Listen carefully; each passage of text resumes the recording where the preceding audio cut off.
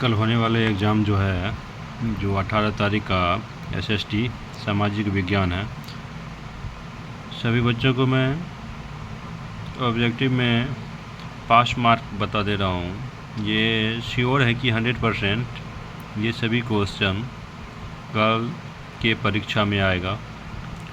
पहला है, वेल्शविक क्रांति का संबंध किस देश से है? वेल्शविक क्रांति का संबंध किस देश से है? रूस से है।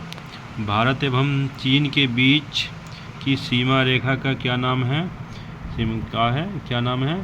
तो मैकमोहन लाइन है। अंतर्राष्ट्रीय न्यायालय का मुख्यालय किस देश में है? अंतर्राष्ट्रीय न्यायालय का मुख्यालय किस देश में है? तो ये नीदरलैंड में है। यूरोप वासियों ने कंपास का ज्ञान किससे सीखा? तो यूरोप वासियों ने कंपास का ज्ञान किससे सीखा? तो ये अरब वालों से सीखा था। कैरावल, 5वां क्वेश्चन है, कैरावल क्या है? कैरावल क्या है? तो कैरावल पानी का जहाज है। प्रतिनिधित्व नहीं तो कर नहीं का नारा किसने दिया था? किसने दिया था? सैमुअल एडम ने। प्रतिनिधि नहीं तो कर नहीं का नारा दिया था। राष्ट्रसंघ की स्थापना किस वर्ष हुई थी? तो राष्ट्रसंघ की स्थापना 1920 ईस्वी में हुई थी। राष्ट्रसंघ की स्थापना 1920 ईस्वी में हुई। नई दुनिया जो है अमेरिका को कहा जाता का पता किसने लगाया था?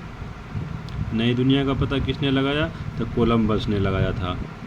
मुंडा विद्रोह के नेता कौन थे? 9वां क्वेश्चन है, मुंडा विद्रोह के नेता कौन थे? तो मुंडा विद्रोह के नेता थे बिरसा मुंडा। हिटलर को चांसलर का पद किसने सौंपा?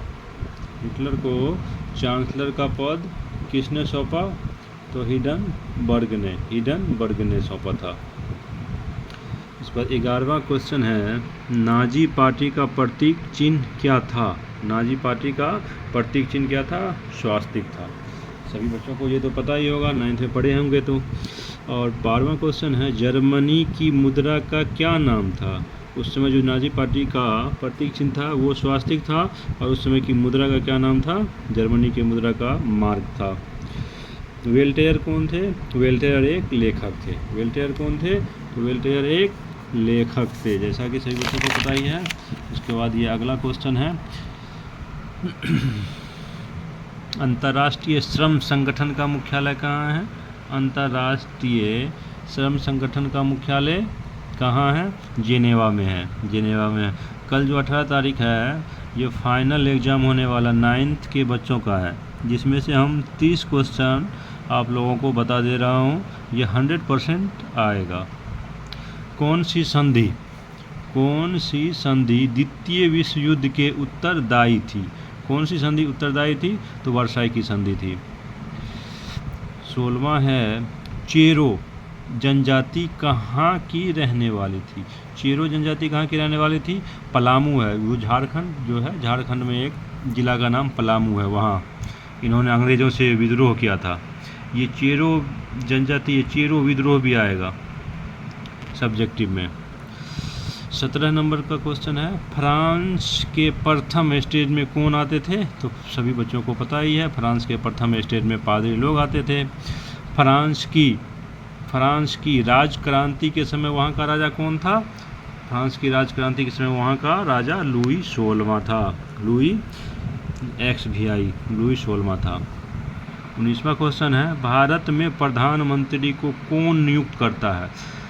तो भारत में प्रधानमंत्री को नियुक्त कौन करता है? राष्ट्रपति नियुक्त करता है। लोकतंत्र है क्या? लोकतंत्र है जनता का शासन। लोकतंत्र है जनता का शासन।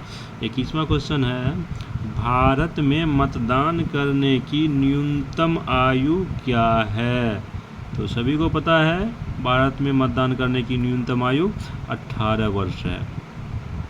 22वां क्वेश्चन है, भारत में चुनाव कराने की जिम्मेदारी किसकी है?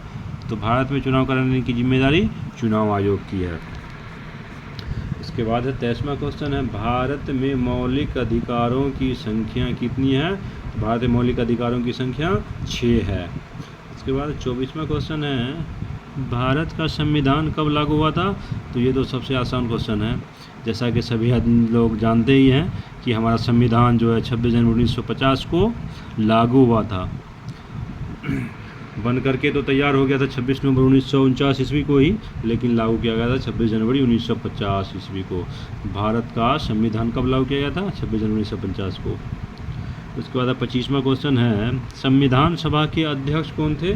संविधान सभा के अध्यक्ष डॉक्टर राजेंद्र प्रसाद थे, हमारे बिहार के रहने वाले थे। उसके बाद राज्यसभा को क्या कहा जाता है? राज्यसभा जो होता है उसे क्या कहा जाता है? उच्च सदन कहा जाता है, सबसे ऊपरी सदन कहा जाता है। भारतीय संविधान में कितने अनुच्छेद हैं?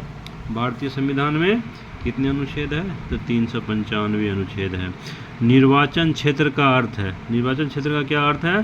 चुनाव का क्षेत्र। निर्वाचन अर्थ का क्या है?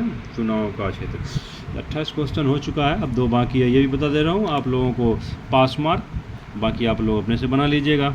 ये क्वेश्चन तो 100% श्योर है, आएगा ही। उसके बाद है 29वां क्वेश्चन, भारत में पहली बार जनगणना कब हुई थी? भारत में पहली बार जनगणना कब हुई थी? पहली बार जनगणना जो 1872 ईस्वी में होगी। ऑप्शन होगा ये, सही है, आप लोग याद कर लीजिएगा और ऐसे टिक लगा लीजिएगा। 30वां क्वेश्चन है, भारत की सबसे लंबी नदी कौन सी है? भारत की सबसे लंबी नदी गंगा है।